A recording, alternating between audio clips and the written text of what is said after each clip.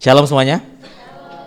Oke, thank you untuk kesempatan kembali bersama-sama dengan teman-teman di sini untuk bisa berbagi kebenaran firman Tuhan hari ini dan di bulan ini ya, saudara Solid Generation punya tema change ya. Ya, dan tadi seperti yang tadi di doa saya sampaikan, biasa orang mengawali tahun itu dengan semangat. Ya, punya resolusi, banyak hal. Wah, bergairah banget. Tapi dalam perjalanannya biasa di bulan November, Oktober, November udah mulai lemes. Ya, semangat lagi biasa di akhir tahun. Ya, makanya di gereja itu muncul tren domba akhir tahun ya. Biasanya banyak tuh baru akhir tahun baru berdatangan. Tapi kalau teman-teman perhatikan, kurang lebih misalnya kalau teman perhatikan selama menjalani setiap tahun dari tahun ke tahun, kita kemungkinan akan ada yang namanya lemesnya.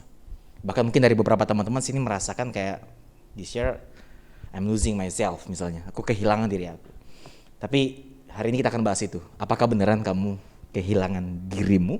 Makanya hari ini dalam tema di bulan ini teman-teman bahas tentang perubahan. Aku bahas satu tema ini, next slide, tentang you, tentang kamu. Nah, apakah benar sebenarnya kita ini lagi kehilangan diri kita? Atau justru di tahun ini Tuhan lagi menunjukkan diri kita? Nah, 3 area ini yang kita akan bahas siang hari ini dalam 30 menit ke depan. Kita akan belajar tentang you, tapi di 3 area ini, yaitu the shiny you, the real you, dan the true you. Ya, pernah nggak sih teman-teman mungkin dalam komunitas kecil kalian habis melakukan kesalahan terus kalian suka curhat bilang gini, ini bukan gua harusnya nggak kayak gitu, itu bukan gua. Tapi kalau itu bukan dirimu, itu belum tentu. Makanya hari ini kita mau bahas semua supaya kita bisa mengakhiri tahun ini dengan cara pandang yang benar. Mungkin teman-teman merasa bahwa kehilangan dirimu di tahun ini, sebenarnya teman-teman gak lagi kehilangan dirimu. Tapi justru teman-teman lagi menemukan dirimu. Dirimu yang seperti apa, hari ini kita bahas. Teman-teman semangat? Oke, hari ini kita akan bahas 3 area ini, yaitu the shiny you, the real you, and the true you. Dan ini ada di dalam diri kita semua. Secara sadar atau gak sadar, 3 area ini kita hidupi. Ya, yang pertama, kita akan bahas tentang the shiny you. Nah, apa sih the shiny you? The shiny ini berbicara tentang apa yang orang lihat, yang teman-teman bentuk atau secara nggak sadar itu kebentuk. Atau banyak yang bilang itu persona kita. Ya, persona aku kasih definisinya di sini bahwa wajah kepribadian yang ditunjukkan kepada dunia luar. Contoh di sosial media. Ya, kita sering tunjukkan personanya kita. Ya, the shiny identity-nya kita. Ya, orang-orang itu kalau lihat aku dari sosial media, mereka pikir aku orangnya serius, ya nggak bercanda, ya banyak yang ketipu di area itu. Kenapa? Emang kebentuknya seperti itu. Ya, aku nggak sengaja kebentuknya seperti itu karena dulu zaman Instagram juga belum viral. Ya, aku suka buat pelayanan melalui media. Aku buat quotes dan lain-lain. Jadi orang mulai kebentuk. Bahkan akhirnya aku mulai kagok untuk posting foto pribadi aku sama keluarga, sama yang lain. Karena udah kebentuknya seperti itu. Ya, quotes terus, video-video terus. Jadi, itu yang kebentuk. Ya, dan orang akhirnya melihat, oh ya Kak Riko, ini orangnya serius nih. Jadi pernah di satu keadaan, saudara, saya diundang di suatu gereja juga. Biasa kalau di beberapa gereja kan ada LO-nya ya, mereka standby untuk dampingi. Mereka samperin aku, Kak, nanti aku yang akan dampingi kakak selama kakak ibadah. Jadi kakak kalau ada apa-apa, kabarin aku aja. Oke, wah tegang banget mukanya saudara. Tegang banget, akhirnya dia tuntun aku sampai ke tempat buat para pembicara. Akhirnya duduk di samping dia dan dia bilang, Kak nanti kalau ada apa-apa kabarin aku aja. Oke. Aku lihat dia masih liatin aku. Oke. Serius banget, tegang. Ya. Aku ambil permen. Set. Masih diliatin tuh. Aku buka permen, set. Aku keluarkan pembungkusnya sama permennya. Masih diliatin tuh, serius. Apa yang aku lakukan? Aku makan pembungkusnya, bukan permennya. Di situ dia ngakak, bro, santai bro. Gue orangnya gak seserius apa yang lu lihat di sosial media. Nah, anak rohani aku juga pada berpikir awalnya seperti itu. Oh, Kak Riko orangnya tegas. Kalau dulu kan almarhum Pastor Raditya Oluwan, orangnya kayak dari sosial media orang udah tahu orangnya charming, orangnya cheerful. Nah, kalau Riko ini orangnya kayaknya tegas. Tapi di realitanya, ini aku kurang banget saudara. Kurang sekurang-kurangnya itu. Di sosial media aku nggak tampilkan, aku tuh suka yang namanya musiknya JKT48. Aku suka. Bukan personilnya ya. Aku suka Japanese rock sebenarnya. Musik-musik Jepang aku suka. Ya, aku suka lah. Nah, di sosial media kan nggak ketahuan. Tapi kenyataannya saya seperti itu. Tapi inilah, ya the shiny identity-ku yang kebentuk atau aku sengaja bentuk. Seperti itu. Nah, kita pasti punya identitas ini, betul? Ya, identitas yang kita tunjukkan kepada dunia luar. Atau kebentuk, sudah terlanjur kebentuk seperti itu. Nah, jangan sampai teman-teman, Bapak Saudara sekalian, kita kejebak di shiny identity ini. Ya, kebanyakan orang akhirnya, apalagi kalau bicara tentang anak muda, wah, orang Kristen harus menginjil, berdampak melalui sosial media. Itu harus. Karena kita tahu anak muda, apalagi sekarang mereka melek aja dengan media. Jadi kalau kita mau melayani generasi muda, kita harus melayani melalui media. Tapi, nah ini permasalahannya, jangan sampai kejebak di sini. Makanya orang fokus di sini nih. Mereka fokus tampak glowing, hidupnya nggak growing. Mereka nyaman menunjukkan shiny identity-nya mereka. Ya, tampaknya glowing. Wah, posting ayat mulu di IG story. Tapi apakah kehidupan kenyataannya dia growing? Belum tentu. Nah, buat kita sebagai orang percaya, jangan sampai kita kejebak untuk sekedar menunjukkan kita glowing secara rohani, tapi kehidupan kita nggak growing secara rohani. Itu sangat berbahaya, saudara. Yesaya 29 ayat 13 bilang begini. Yesaya 29 ayat 13. Dan Tuhan telah berfirman, next slide. Oleh karena bangsa ini datang mendekat dengan mulutnya dan memuliakan aku dengan bibirnya, padahal hatinya menjauh daripadaku. Dan ibadahnya kepadaku hanyalah perintah manusia yang dihafalkan. Ya anyway, di sini saya punya sepupu, ada Ika sama Yola. Mereka tahu juga kalau aku ketemu aku ya dulu seperti apa. Nah itu sebenarnya gue yang sebenarnya. Ya, saya yang sebenarnya seperti itu ya, kurangnya dan lain-lain ya. Ya gitulah. Ya, tapi di luar orang bisa lihat, wah, Riko di ini ya. Jangan sampai kejebak. Nah, kita jangan sampai kejebak di dalam identitas yang tadi. Di luar, shiny identity. Nah, di sini juga firman Tuhan katakan bahwa ada banyak orang bisa menyembah Tuhan, memuliakan Tuhan dengan mulutnya, tapi hatinya menjauh dari Tuhan. Kita bisa tampak, wah, serohani mungkin kita bentuk di dunia maya. Tapi belum tentu dampak dari Injil itu ada di realita kehidupan kita nyata. Belum tentu. Yang Tuhan inginkan kita mengalami dampak.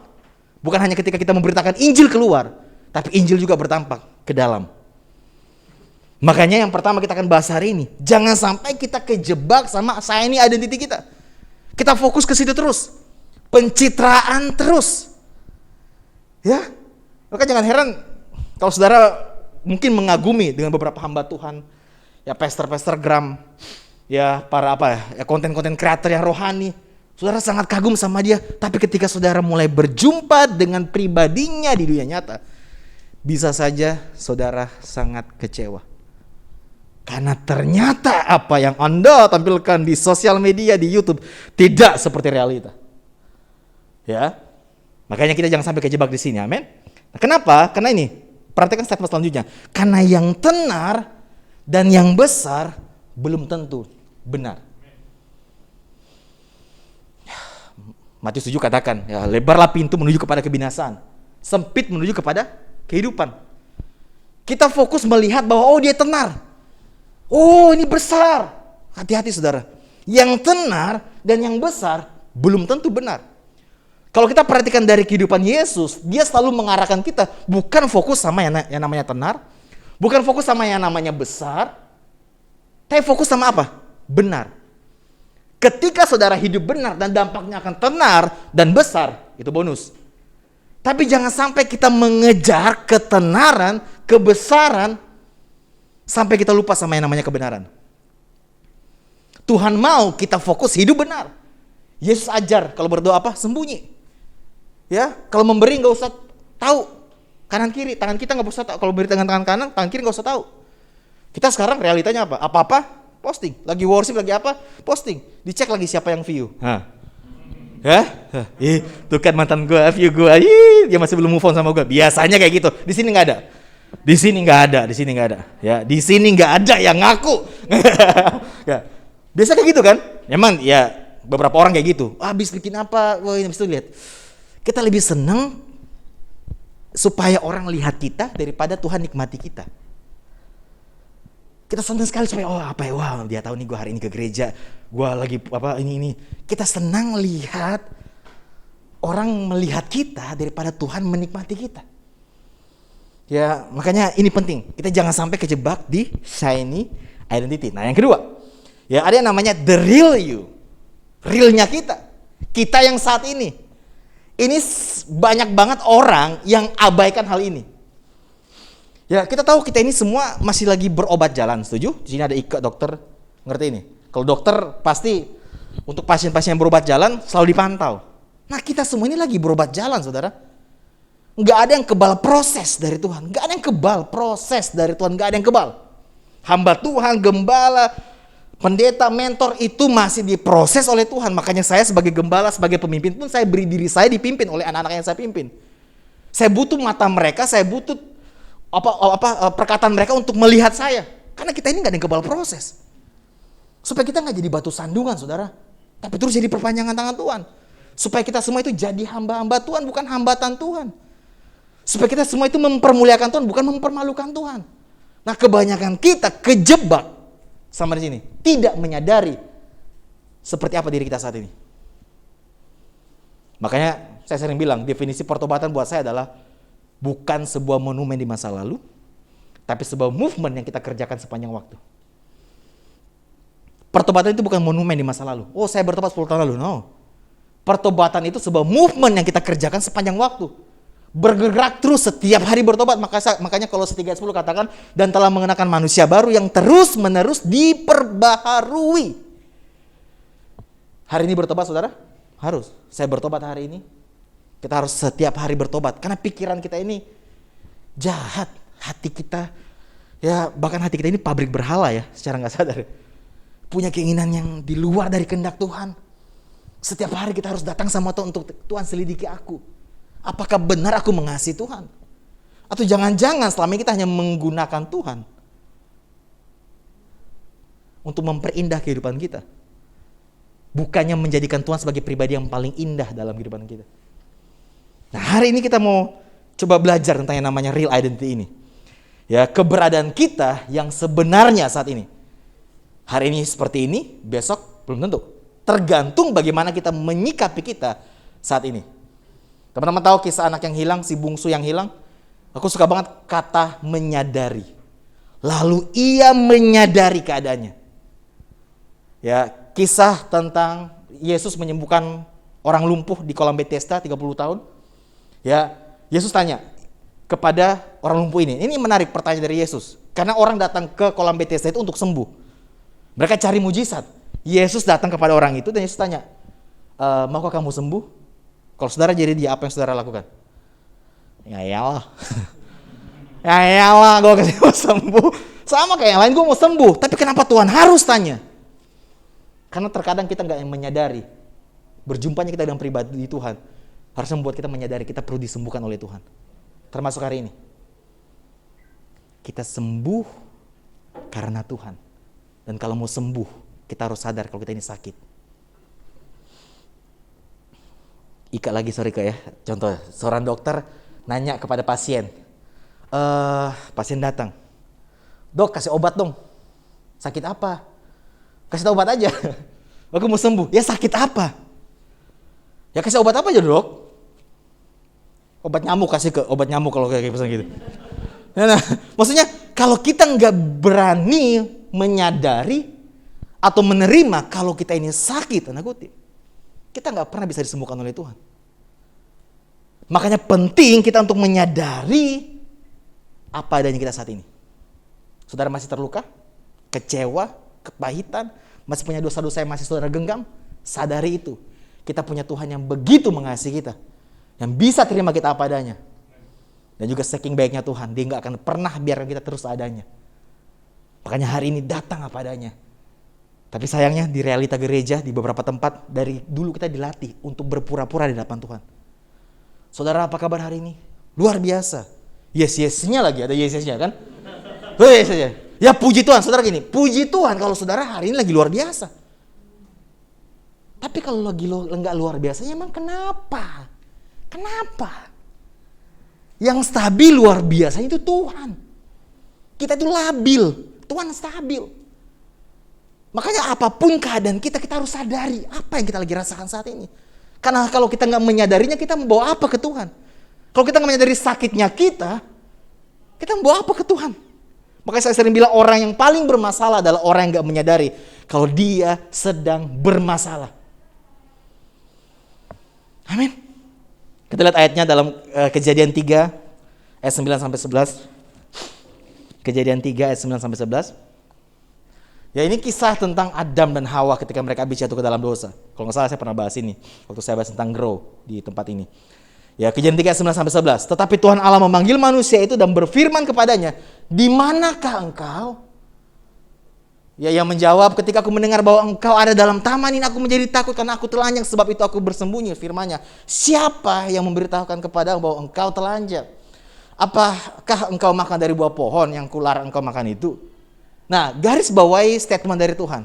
Di manakah engkau? Bukan kita punya Tuhan yang maha tahu. Kok seakan-akan Tuhan gak tahu? Sebenarnya bukan Tuhan gak tahu, dia Tuhan yang maha tahu. Tapi seringnya kita gak mau tahu kita lagi di mana saat ini. Kita pikir iman harus seperti itu. Lagi sakit, bro, lagi sakit. Enggak, gue sembuh. Itu bukan iman, itu angan. Bedakan angan dan iman. Angan, kita mengabaikan kenyataan.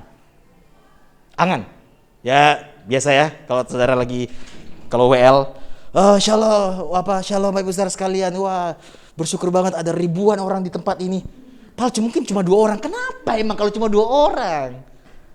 Itu berangan, berpura-pura di hadapan Tuhan. Bilang aja, Tuhan kami bersyukur untuk 2 orang yang hadir hari ini. Kami percaya meskipun cuma 2 orang hadir, Tuhan hadir bersama-sama dengan kami. Dan kami percaya Tuhan akan kirim jiwa-jiwa. Itu iman. Angan mengabaikan kenyataan, iman tidak meniadakan kenyataan, tapi tidak mengizinkan kenyataan menguasai perasaan. Itu iman. Saudara hari ini sakit, saudara harus akui, iya Kak, Pak Pendeta saya sakit, tapi saya percaya Tuhan akan sembuhkan saya. Itu iman. Ya kalau misalnya ya, biasa kalau misalnya ada benjolan di sini, sakit apa lagi tuh, aku nggak tahu sakit apa di sini. Pokoknya taruhlah ya, ada sebuah penyakit namanya yang muncul di sini, di benjolan di tangan. Terus saudara lagi jalan, terus ada kerabat saudara datang, nanya, "Bro, besti, sis, sayang," apalah itulah sebutannya ya. Oke, itu kenapa di tangan? Kamu sakit? Enggak, aku nggak sakit. Itu angan. Iman kayak gini, iya aku sakit. Aku punya benjolan di tangan aku.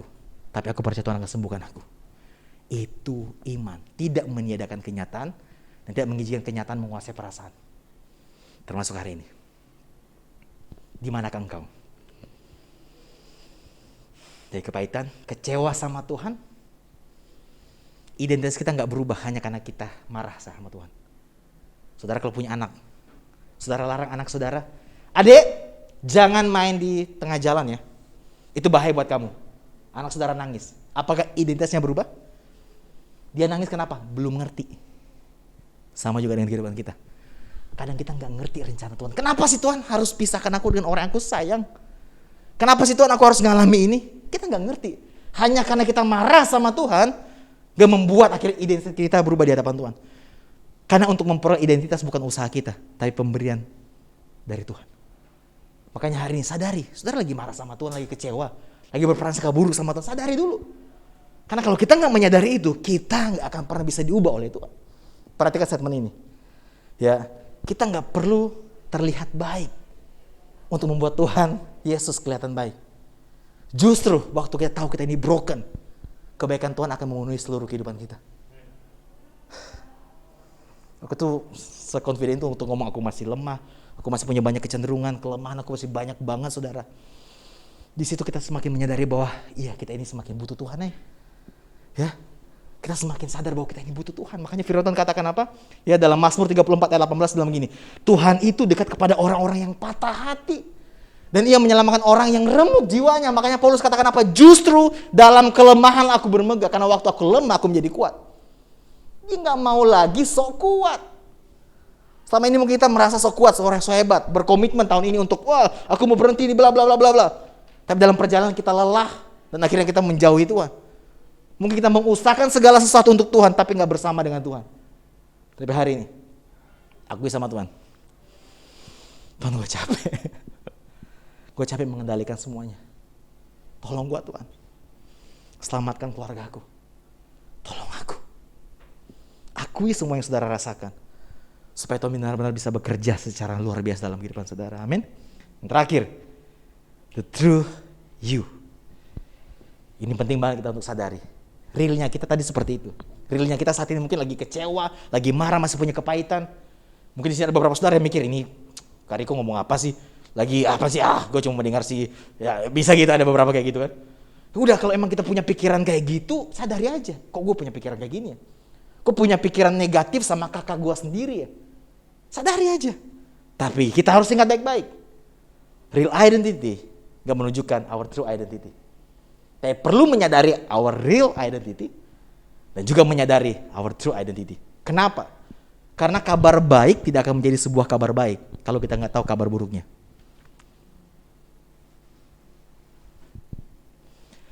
Ekspresinya pasti sangat berbeda ketika saudara misalnya nggak tahu saudara itu mengidap kanker, contoh. Ya, terus saudara dapat surat laporan bahwa saudara sudah nggak kanker lagi. Apa yang saudara rasakan? Wah, gue ternyata udah nggak sakit kanker. Ekspresi pasti beda. Tapi kalau saudara tahu kabar buruknya saudara kanker stadium 4, dan saudara dikit lagi dengan namanya kematian, terus saudara dapat kabar saudara sembuh, ekspresinya pasti berbeda. Kabar baik gak akan jadi sebuah kabar baik kalau kita gak menyadari seberapa buruk kabar buruknya di luar Tuhan. Tadi makanya kita bahas tentang the real identity-nya kita. Kita hancur tanpa Tuhan. Layak dimurkai Tuhan, dan harusnya memang kita dimurkai. Tapi kabar baiknya Yesus datang ke dunia untuk membebaskan itu semua, memberikan kepada kita true identity. Ya, Roma 3:23 sampai 24 firman Tuhan katakan begini saudara. Karena semua orang telah berbuat dosa dan telah kehilangan kemuliaan Allah. Dan apa? Oleh karena kasih karunia telah dibenarkan dengan apa? Cuma-cuma karena penebusan dalam Kristus Yesus. Semua murni karena kebaikan Tuhan, saudara. Nah, aku mungkin bahas lagi tentang kisah tentang perumpamaan anak yang hilang. Saudara tahu kisah itu? Tentang si bungsu yang hilang, dan ternyata bukan hanya si bungsu yang hilang sebenarnya. Sulung juga hilang. Bungsu hilang di luar rumah, sulung hilang di dalam rumah. Nah, konteksnya di situ adalah kalau saudara baca dalam Lukas 15 ayat 1 sampai 2, Yesus lagi bicara dengan pemungut cukai dan orang berdosa. Terus orang Farisi Allah Ta'ala datang. Mereka komplain, kenapa sih Yesus duduk sama orang berdosa? Nah, terus Tuhan kayak sampaikan 3 perumpamaan itu. Domba yang hilang, dirham yang hilang, dan juga anak yang hilang. Ya, domba yang hilang dicari. Dirham yang hilang dicari. Tapi kenapa anak yang hilang kok nggak dicari? Tapi malah dinanti. Next slide. Kenapa ayahnya nggak mencari? Ini jadi pertanyaan buat kita semua mungkin selama ini yang mungkin belum terjawab. Dan hari ini semoga saudara temukan jawabannya. Saudara, tradisi Yahudi saat itu, ketika anak bungsu pergi, yang wajib mencari adalah anak sulung. Jadi bapaknya punya alasan kenapa dia nggak cari. Karena si sulung harusnya mencari. Tapi apa yang terjadi? Si sulung malah iri hati dan sakit hati. Si sulung ini menggambarkan ahli Taurat orang Farisi. Atau bahasa teologinya, kaum legalistik, fokus sama aturan. Kita harus melakukan ini supaya kita dibenarkan. Sedangkan anak bungsu, pemungut cukai orang berdosa, kaum liberal, bahasa teologinya mungkin, yang menyadari dia sudah dibenarkan oleh Tuhan, tapi hidup sembarangan. Ya, Tuhan mau sampaikan apa? Harusnya kamu gak komplain ketika ada orang berdosa. Harusnya kamu mencari mereka. Tapi yang terjadi di perumpamaan ini, si sulung tidak mencari. Makanya Bapak menanti. Tapi ini baiknya Tuhan. Karena sulung gak nyari, dia kirim anak tunggalnya. Sulung di antara kita semua. Yesus datang ke dunia untuk menjangkau kita semua. Supaya kita menjadi anaknya. Dan kasih Bapa juga dicurahkan di tempat ini. Di perumpamaan ini juga teman-teman. Untuk menyambut anak bungsu yang hilang, Tuhan adakan pesta. Tapi untuk menyambut, untuk menghampiri anak sulung yang hilang, Tuhan tinggalkan pesta. Artinya Tuhan gak pilih kasih. Dia kasih kita yang suka menghakimi. Tuhan juga mengasihi kita mungkin yang selama ini hilang dari Tuhan. Tapi kasih Bapa buat kita semua milik bersama. Makanya kisahnya kalau saudara perhatikan, coba kita buka dulu di Roma 8 ayat 15. Firman katakan begini, sebab kamu gak lagi menerima roh perbudakan yang buat kamu menjadi takut lagi, tetapi kamu telah menerima roh yang menjadikan kamu anak Allah. Kenapa? Yesus datang ke dunia. Dia kasih identitas kita semua menjadi anaknya. Makanya kisah tentang perumpamaan anak yang hilang, next slide, itu bicara tentang dua hal. Tentang keadaan dan juga status. Keadaannya, anak itu hilang. Tapi statusnya tetap anak. Our true identity adalah anak di hadapan Tuhan. Bukan karena usaha kita, tapi murni karena pemberian Tuhan yang Tuhan berikan kepada kita. Riko hari ini lagi apa? Riko lagi sedih, Riko lagi capek. Yolah lagi apa? Tapi mungkin keadaan kita bisa berbeda-beda, tapi statusnya tetap sama. Kita semua anak. Amin. Kita semua anak. Saudara lagi capek, lagi burn out. Keadaan saudara seperti itu. Tapi sadari your true identity adalah anak. Dan itu gak akan pernah bisa berubah. Sekali anak, tetap anak. Makanya anak bungsu pulang, dia punya mindset.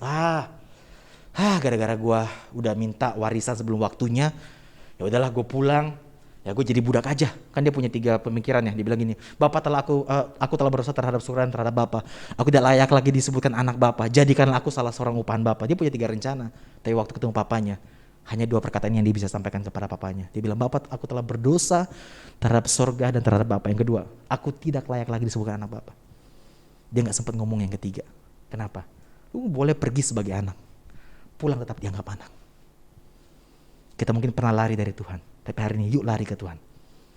Dan sadari, kita tetap anak. Makanya our real identity kita harus sadari, dan harus datang lagi kepada Tuhan.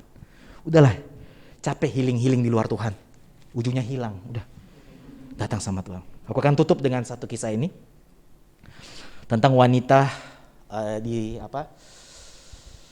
perempuan Samaria.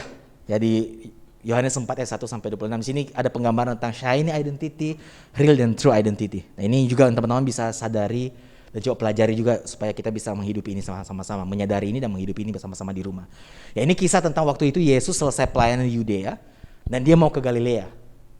Dan idealnya mereka nggak mau ke Samaria. Siapapun saat itu dari Yudea ke Galilea nggak boleh atau mereka tidak menghindari lewat Samaria.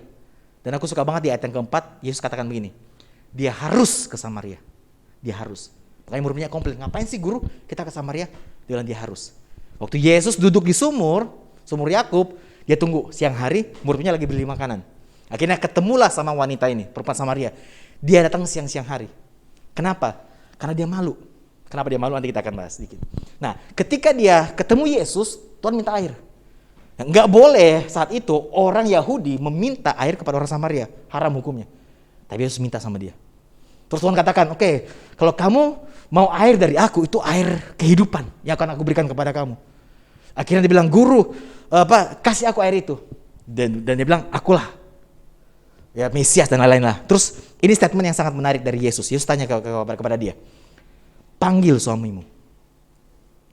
Wanita yang katakan apa? Aku nggak punya suami. Terus Tuhan katakan apa? Diapresiasi. Benar katamu. Memang betul kamu gak punya suami. Saat ini kamu tidak lagi dengan sama suami kamu. Kamu sudah menikah 5 kali. Dan saat ini yang bersama-sama dengan kamu itu bukan suami kamu. Shiny identity-nya Yesus sampaikan. Bahwa dia gak mengakui kalau dia gak punya suami. Makanya kebentuk image dari wanita ini adalah dia gak punya suami. Padahal dia itu punya 5 suami. Nah sama ini yang saat itu bersama dengan dia bukan suaminya dia. Nah, realnya adalah sudah punya 5 suami dan dia saat ini lagi tinggal dengan bukan suaminya. Terus apa yang terjadi? Perjumpaan wanita ini dengan Yesus mengubah identitas dia menjadi penginjil pertama wanita. Namanya Potini. Ini kisah yang sangat menginspirasi banyak orang, saudara. Dia pulang ke Samaria, dia menjangkau satu daerah. Bahkan dia menjangkau ke Afrika, dia menginjil ke Afrika. Dan dia terkenal dengan wanita yang menjadi wanita penginjil pertama karena perjumpaan dengan Yesus. Nah, yang menjadi pertanyaan adalah begini, kenapa dia harus datang siang hari ke sumur itu?